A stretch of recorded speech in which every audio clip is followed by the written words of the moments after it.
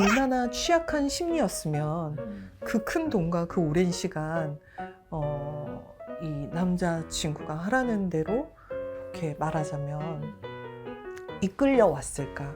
나의 의견이나 내 생각이나 이런 도움을 요청할 만한 이런 생각들은 없었을까.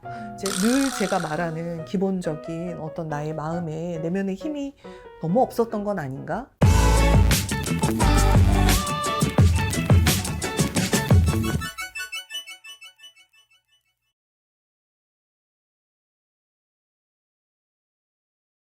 원장님 안녕하세요. 안녕하세요. 네, 최근에 네네. 굉장히 핫 네. 이슈가 되고 있는 게 네네네. 그 유튜버 찌양님이라고 최근에 이제 문제가 됐던 게 협박을 네.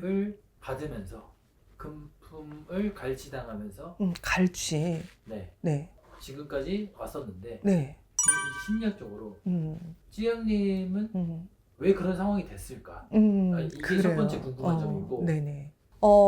일단 지금 PD님이 얘기해 주신 사항만 보면 전 좀 두 가지 궁금한 게 있어요. 그게 뭐냐면 이분한테는 도움을 요청할 사회적인 지지 자원이 하나도 없었나? 예를 들면 가까운 친구라든가, 저는 전혀 모르니까 이분을 생각하는 어떤 우리는 사회적 지지 자원이라는 게 나를 좀 생각하는 도움을 줄 수 있는 어떤 부분들을 얘기를 하기도 하는데, 뭐 쉽게 말하면 변호사를 찾아갈 수도 있었고, 변호사 두세 분만 찾아가면 협박에 대해서 어떻게 대응을 해야 되는지 이런 것들을 알아볼 수 있었잖아요. 그런 부분들. 또 이 돈 관리는 과연 어떻게 해야 좀 이제 현명하게 좀 유지를 할 수 있는 것인지, 그리고 사회적 지지 자원이라는 게 부모님이나 가족분들은 좀 연락이 됐는지, 어떻게 이 친구하고 좀 케어를, 이 친구를 좀 도와줄 수 있었는지. 예를 들어서 내 동생이, 우리 가족이 이렇게 힘든 상황에 있다면 어떤 누가 안 달려가겠어요. 근데 지금 그런 상황들 어떻게 되는지 제가 전혀 모르니까. 그래서 참 사회적인 지지 자원이 되게 없었구나. 알려줄 만한, 도와줄 만한. 그래서 가끔씩 이제 살고 싶지 않아요 라고 이제 죽음을 택하시는 분들이나 이런 분들 같은 경우에 제가 말씀드렸잖아요. 그것만이 답이 아니다. 생각이 사실은 아니다. 반드시 상담이나 어떤 부분들을 받으셔가지고 다른 스펙트럼으로 바라봐야 된다라고 말씀드리잖아요. 네. 그런 경험이 좀 필요하다고 말씀드리는 것처럼 참 그런 지지 자원이 왜 없었을까가 궁금한 거고, 두 번째는 얼마나 취약한 심리였으면 그 큰 돈과 그 오랜 시간 이 남자친구가 하라는 대로 이렇게 말하자면 이끌려 왔을까. 나의 의견이나 내 생각이나 이런 도움을 요청할 만한 이런 생각들은 없었을까. 이제 늘 제가 말하는 기본적인 어떤 나의 마음에 내면의 힘이 너무 없었던 건 아닌가? 뭐 이런 생각도 좀 들고, 네, 그런 생각이 좀 저는 가장 먼저 궁금함이 올라오네요. 그러면 예를 들어서 이제 그런 찌양님이 아니라 네. 이런 상황에 있는 분들을 네네. 오신 적이 있어요, 실제. 네. 내가 그냥 조금 버티면 되지.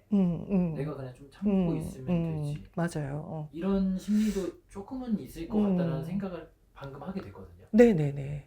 그런데 사람이라는 건 혼자 살아가는 사회가 아니잖아요. 우리가 적절한 도움을 받고 서로 도와가면서 산다는 거를 인지를 하고 있으면 좀 더 서로의 삶들이 윤택해져요. 그렇잖아요. 물을 내가 직접 강에서 길어와서 쓰지 않잖아요. 어떤 도움을 받고 음식을 직접 재배하거나 만들기보다는 사 먹고 나름 그거에 대한 적절한 어떤 값을 지불하고 우리가 그런 사회 속에서 살고 있잖아요. 네, 어떤 이런 도움조차도 그런 서로 돕고 도울 수 있다라는 걸 좀 인식하고 있으면 좋을 텐데, 심리적으로 취약한 상태에서는 그런 생각들이 잘 나지 않을 수도 있을 것 같아요. 그래서 다시 한번 상담은 어떤 누구라도 받을 수 있고 스스로의 어떤 내적인 힘과 마음의 힘을 키워주는 일이기 때문에 도움을 요청해보고 얘기를 들어보는 건 너무 도움이 된다. 이런 말씀을 좀 드리고 싶고, 제가 말씀드렸다시피 사람은 내가 생각하는 게 전부라고 생각해요. 1부터 10까지 있고 내 수중에 10만 원이 있으면 그게 전부야 라고 생각을 하잖아요. 실제 그런 사례가 있었어요. 내담자의 이제 그 인권이기 때문에 제가 그 대상이나 모든 직업이나 이런 걸 전부 각색해서 말씀을 드리면 네. 이제 지방에서 올라온 친구가 돈이 없으니까 이제 말하자면 그 여기 뭐 일수, 사채 뭐 이런 거를 이제 빌려 쓴 거예요. 근데 그 금액이 크지도 않았어요. 학생이 이제 대학 1학년 정도 된 학생이니까 뭐 예를 들면 뭐 50만 원을 빌렸다. 생활비가 필요하니까 그러면 그게 하루하루 이자가 장난이 아닌 거예요. 그래서 그 돈이 몇백만 원이 됐어요. 근데 이 아이가 어리잖아요. 이제. 예. 그래서 이 돈을 갚아야 되는데 무서운 분들이 또 갚으라는 어떤 압박감이 있었겠죠. 이 친구가 할 게 없으니까 불법 어떤 그런 영업장에 소개를 받은 거예요. 완전 페인이 된 거예요. 이 친구가. 근데 이 친구가 거의 되게 힘들어하면서 왔을 때 방법이 없고 이제 다 끝났다고 생각을 하는 상황이었지만 이제 적절한 어른으로서 안내를 해줬죠. 그런 안내 덕분에 한두 달 뒤에 문자가 왔더라고요. 선생님 저 집에 안전하게 왔어요. 선생님이 하라는 대로 이렇게 도움을 요청했고 생각했던 거와는 다르게 도움을 받을 수 있었고 그래서 그곳에서도 나올 수 있었고 이런 얘기들을 얼마든지 적절한 어른의 도움과 안내를 통해서 올바른 방향으로 나갈 수 있다는 거예요. 근데 보통 그런 상황에 처하면 인생이 다 끝났다고 생각을 하거든요. 그게 아닐 수도 있다는 거죠. 그래서 끝까지 포기하지 마시고 도움의 손길을 한번 뻗어 보시면 여러분의 심리적인 내비게이션이 돼서 방향성을 길을 함께 걸어가 줄 사람들이 있다는 걸 잊지 않으셨으면 좋겠습니다. 감사합니다. 감사합니다.